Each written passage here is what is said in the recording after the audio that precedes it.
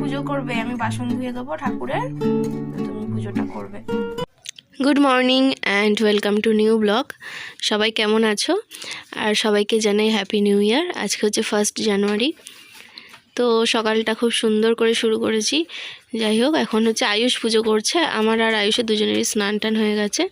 তো ও পুজো করতে খুব ভালোবাসে। ওকে বললাম ঠিক আছে তুই একটু একটু করে কর। ও করছে, আমি সব বলে দিচ্ছি, দেখিয়ে দিচ্ছি। তাছাড়া মাঝে মাঝে একটু প্রবলেম হয়, আমি তখন পুজো করতে পারি না, তখন ওকে দিয়ে করাতে পারবো। ওই জন্য একটু শিখিয়ে রাখলে ভালোই হয়।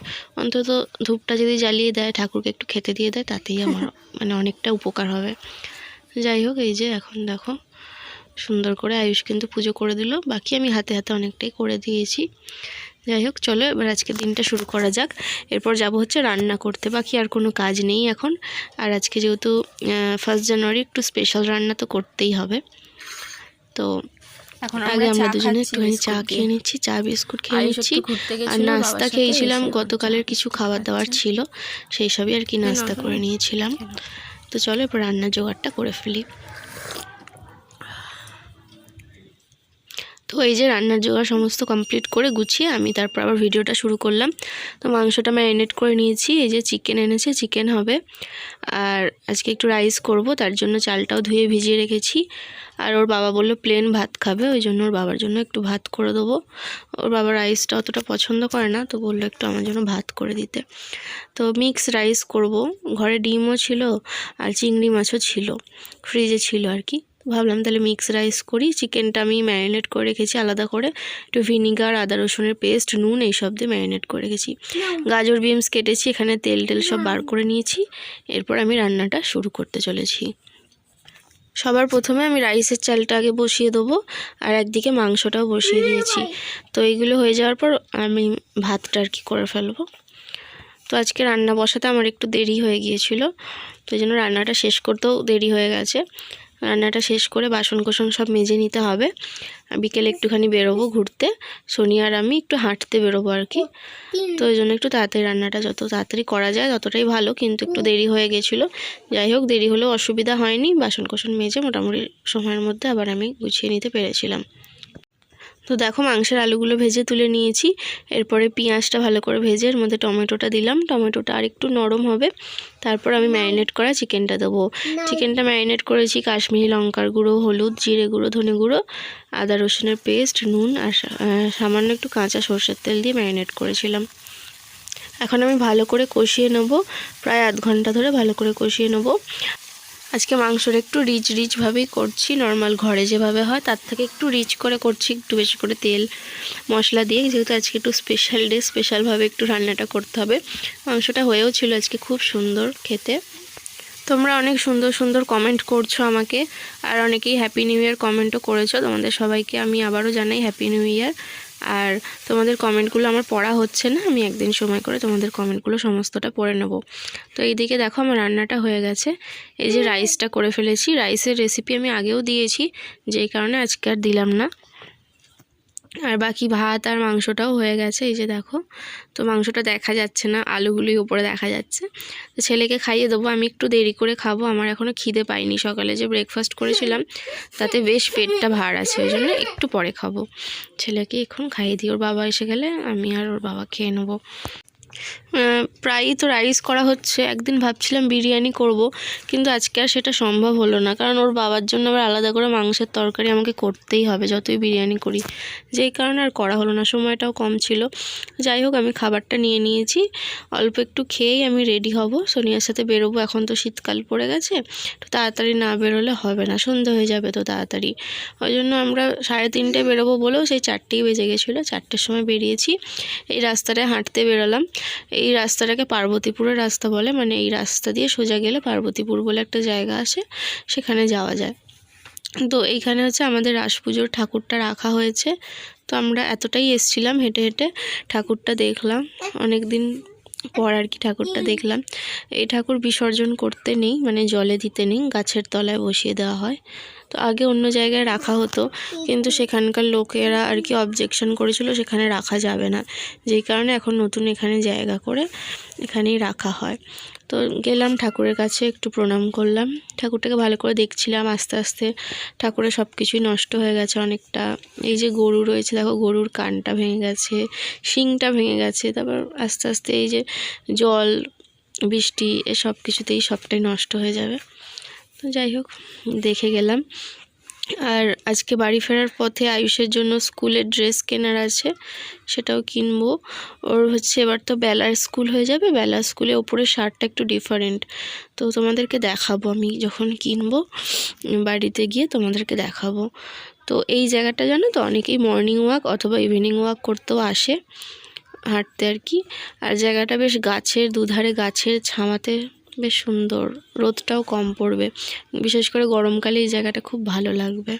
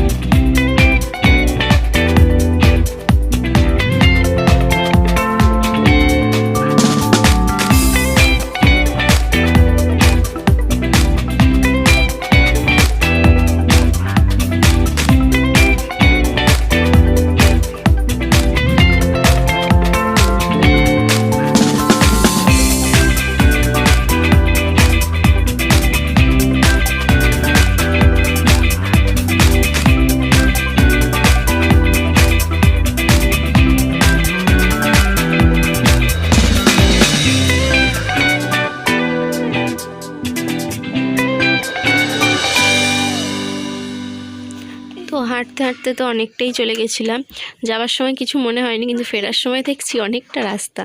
যাই হোক, এখানে দেখো পুকুর বা ডোবা মতন যেটা হয়ে রয়েছে, পুরো একদম সবুজ হয়ে রয়েছে, যেই কারণে ভাবলাম একটা ছোট্ট ভিডিও করে তোমাদেরকে দেখাই। কি সুন্দর লাগছে দেখতে, তাই না? আর এখন দেখো কুয়াশাও পড়ে যাচ্ছে আস্তে আস্তে, মাথায় টুপিটাও পরে নিয়েছি। তো বাড়ি ফেরার সময় সোনিয়া বললো যে একটুখানি কফি খেয়ে যেতে ওদের বাড়ি থেকে। তো কফি করেছি, কালকে যে ক্যাপুচিনো কফিটা করেছিলাম ওর বার্থডেতেই আর কি, তো তার কিছুটা ক্রিম বেঁচে গিয়েছিল, তো এটা ভালোই ছিল, শীতকাল তো খারাপ হয়নি। তো ওই ক্রিমটাই আর কি ওপরে দিয়ে কফিটা করে ফেললাম। সোনিয়া এই যে সন্ধে টন্ধে দিল, আমি বাড়ি গিয়ে সন্ধে দেবো, তো ওই জন্য বেশিক্ষণ আর বসেছিলাম না, সন্ধ্যের টাইম তো ওই জন্য কফিটা খেয়েই চলে গেলাম। অনেক করে থাকতে বলছিল, বাট আর থাকা সন্ধে টন্ধে দিয়ে নিয়েছি, আমি দিইনি, ছেলে দিয়েছে সন্ধে আজকে। তো ওকে বললাম জামাটা ছেড়ে গামছা পরে সন্ধে দে, ওই দিল। শোনাই কি হলো, আজকে অনেকটা দেরি হয়ে গেছিলো, তো আমি ঘর দোর সব গুছিয়ে করতে দেরি হয়ে যাবে, ওই কারণে ও করলো। এখন 7টা বাজে, তো আমি বিছনা গুছিয়ে নিয়েছি, ওর বাবা শুয়েছিল, তো এখন বেরিয়ে গেল। যেটা বলছিলাম, এই নেম প্লেটটা কিনবো বলেছিলাম, আজকে বেরোলাম, কিনতেই ভুলে গেছি। আর এইটা যেটা স্কুল থেকে দিয়েছে একদম আঠা নেই, মানে উঠে যাচ্ছে সব। এই যে এই দেখো, আঠা একদম ভালো না। আচ্ছা, এইটা শেষ হয়ে গেছিলো, পিন 10 টাকা নিয়েছে, এটা কিনলাম। আর স্কুলের ড্রেস কিনেছি একটা,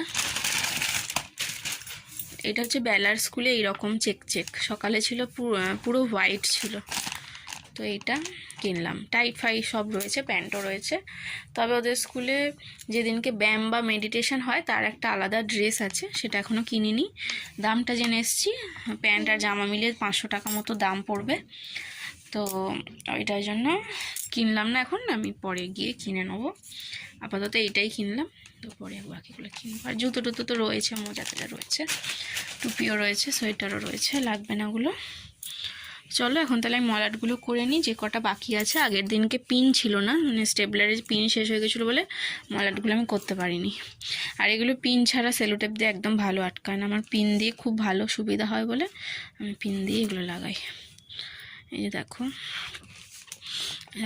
পিন দিয়ে দিলাম একটা, সারা বছর বই পুরো নতুনের মতো থাকে। এর আগের বছরে যা যা বই মানে ইউজ হয়েছে সব বই ভালো রয়েছে নতুনের মতো, কোনো ছেঁড়াছুড়ি কিচ্ছু ব্যাপার নেই। শুধু ড্রয়িং বইটা একটা পাতাও ছিঁড়ে ফেলেছিল। ড্রয়িং বইটা কি হয়েছে, বইতে আঁকতে দিয়েছিল তো, আর কি করেছে মুছতে গিয়ে আর পাতাটা ছিঁড়ে গেছিলো। আর বাকি কিছু নষ্ট হয়নি। আর শুধু মাঝে মাঝে বইয়ের মধ্যে একটু লিখে দিত আমার ছেলে, আন্ডারলাইন করে দিত, ওইগুলো একটু করেছে। বাকি সব বইই রয়েছে, ওগুলো থাকবে, ভালো ভালো বই সব। যাই হোক, চলো এখন বাকিগুলো মলাট করি। আর ও এখন দেখে দেখে লিখছে, বলছি পেন্সিল দিয়ে লেখ না, পেন দিয়ে লিখবে। পেন দিয়ে লিখে খাতার পাতাগুলো নষ্ট করছে। তো এখানে ইংলিশ দেখে দেখে ও লিখছে, এসেই লিখতে বসে গেছে। চলো কাজটা করে নিই। তো মাঝে একটা ব্রেক দিয়েছিলাম, মানে হচ্ছে ডিনার ব্রেক। ডিনারটা করে নিয়েছি, তারপর এখন মনে হয় 10টা মতন বাজে। তো এত তাড়াতাড়ি আর শুয়ে কী করব, তো বিছানা টিছানাও ঝেড়ে টেড়ে নিয়েছি, শুধু ভাবলাম ওকে একটু ড্রয়িংটা করে নিই, তারপর শোবো, মশারিটা আর কি খাটিয়ে নেবো। বাকি ডিনার তো আমাদের হয়ে গেল। ডিনারটা একটু তাড়াতাড়ি করে নিই, আমার মোটামুটি অভ্যাস হয়ে গেছে একটু তাড়াতাড়ি রাতের খাবারটা সেরে নিতে। তাহলে কি হয় বলো তো, হজমটা হয়ে যায়। খেয়ে সঙ্গে সঙ্গে শোয়ার থেকে একটু তাড়াতাড়ি খেয়ে নিলে মানে বেটার হয় আমার কাছে। যাই হোক, খেয়ে দিয়ে নিয়েছি, তো বসে বসে একটু ড্রয়িং করিয়ে নিচ্ছি, তারপরে শুয়ে পড়বো ছেলে আর আমি, আর ফোনে একটু মুভি টুভি দেখবো, এই আর কি। চলো আজকের মতন গুড নাইট।